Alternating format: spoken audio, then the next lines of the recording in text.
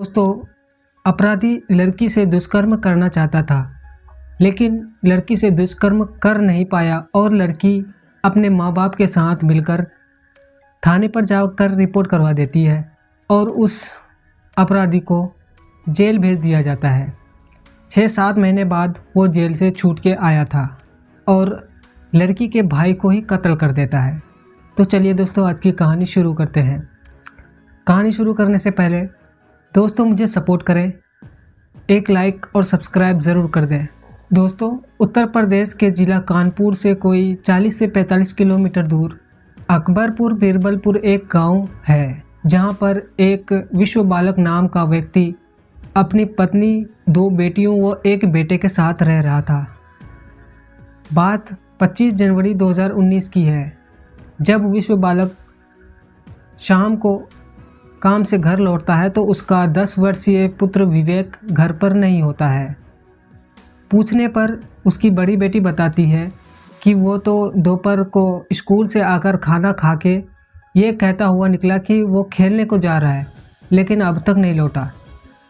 बेटी की बात सुनकर विश्व बालक टेंशन में आ गया। उसकी समझ में नहीं आई कि आखिर बेटा गया तो अब तक क्यों नहीं आया।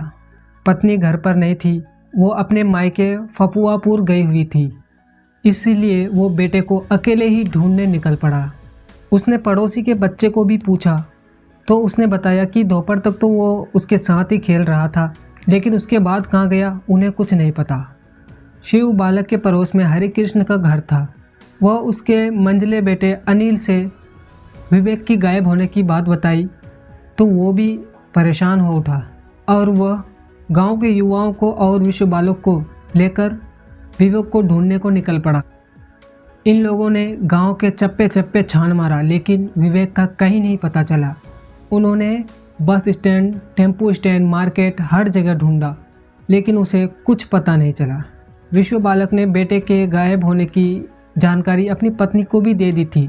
ममता को यह खबर मिलते ही वो तुरंत ही गांव लौट आई और वो भी अपने हिसाब से विवेक को खोजने लगी, लेकिन आधी रात तक खोजने के बाद भी कोई नतीजा नहीं निकला।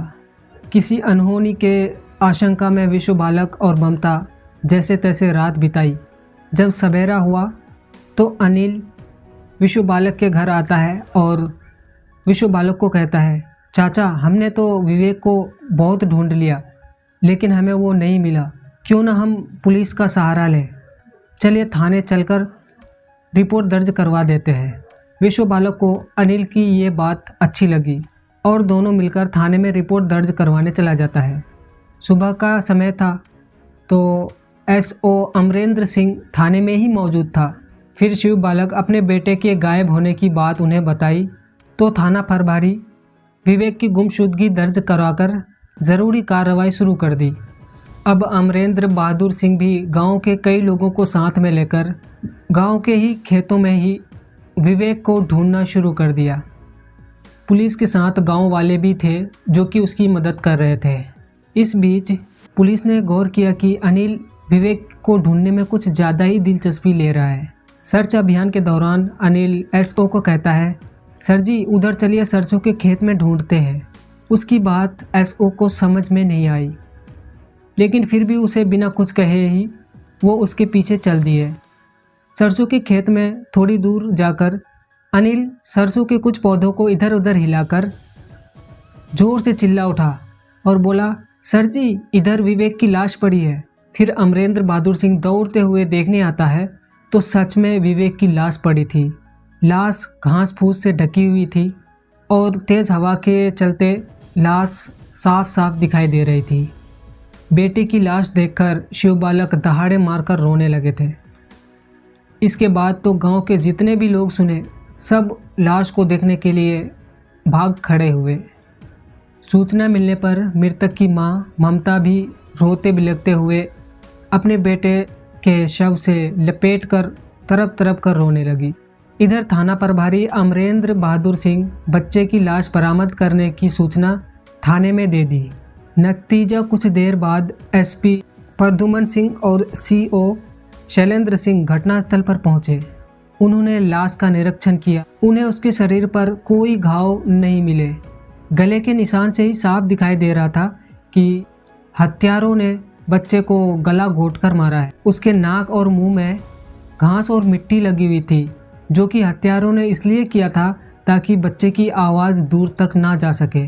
CO शैलेंद्र सिंह विश्व बालक को पूछता है कि आपके बेटे की हत्या का शक आप किस पर करते हैं। वो विश्व बालक बताता है, साहब बीते साल जून में गांव के इंद्रपाल के बेटे सर्वेश ने मेरी बेटी को हवस का शिकार बनाने की कोशिश की थी, जिससे हमने रिपोर्ट करवा दिया था थाने पर और उसे जेल भेज दिया गया था और वो 2 महीने पहले ही जेल से छूट कर आया है।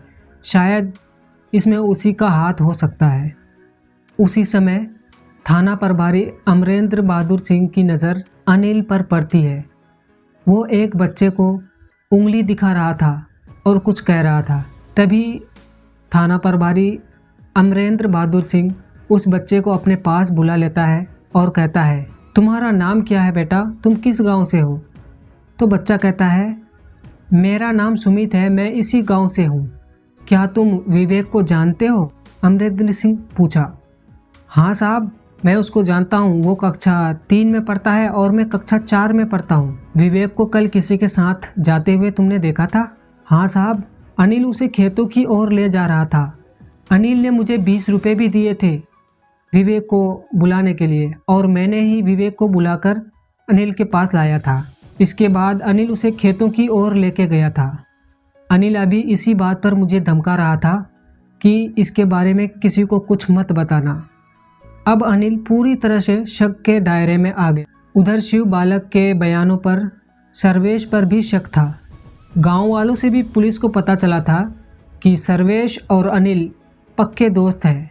थाना प्रभारी ने यह जानकारी SP प्रद्युमन सिंह को दे दी तो उन्होंने उन दोनों लड़कों से पूछताछ करने का निर्देश दिया।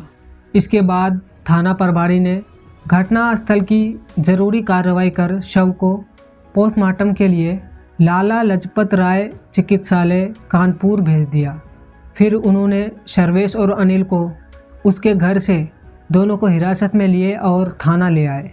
पुलिस ने सबसे पहले सर्वेश को अनिल से दूर ले जाकर सख्ती से पूछताछ करने लगे विवेक की हत्या के बारे में। तो थोड़ी सी सख्ती बरतने पर सर्वेश ने अपना जुर्म कबूल कर लिया। सर्वेश ने बताया कि उसके दोस्त अनिल के साथ मिलकर उसने विवेक की हत्या की।